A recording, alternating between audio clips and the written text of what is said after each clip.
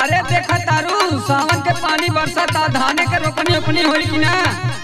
हमसे रोपनी उपनी ना होई सुनला। अच्छा ला हमार बात तनी सुना। सुनावा।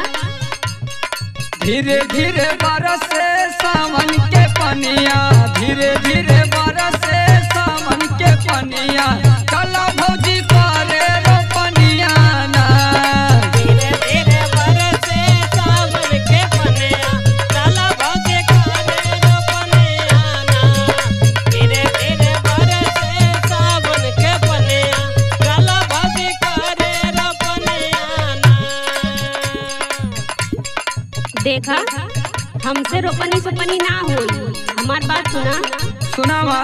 नैहर के राही देवरु सुकुमारी कनिया, नैहर के राही देवरु सुकुमारी कनिया, कैसे होई हमसे रोपनिया ना। नैहर के रहे देवरु सुकुमारी कनिया, कैसे होई हमसे रोपनिया ना। नैहर के रहे देवरु सुकुमारी कनिया, कैसे होई हमसे रोपनिया ना।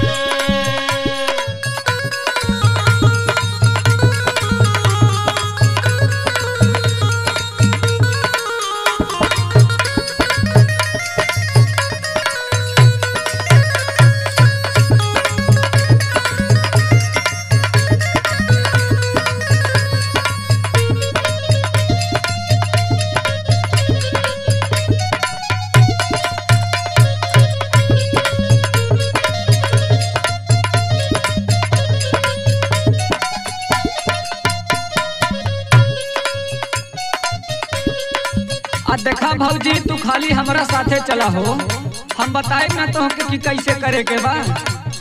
अच्छा बतावा बतावा।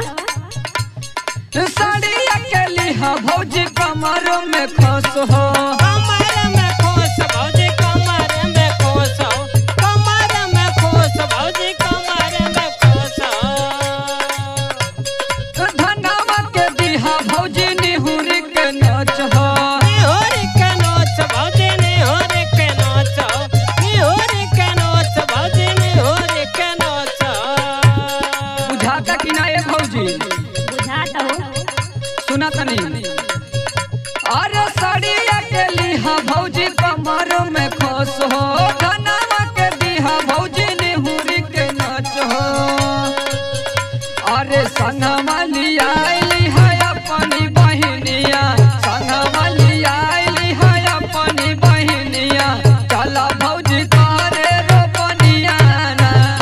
संगवा ले आएले है अपने बहनिया, चला भौजी करे रोपनिया ना। संगवा ले आएले है अपने बहनिया, चला भौजी करे रोपनिया ना।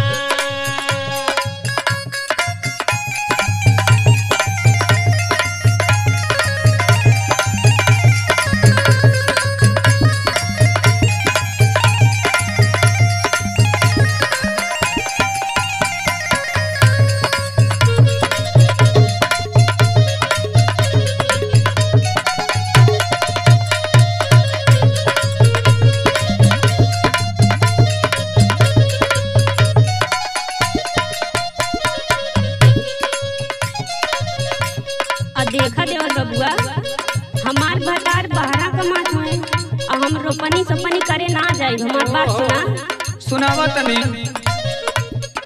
सैया मोरे करे लोधियाना में कमाई,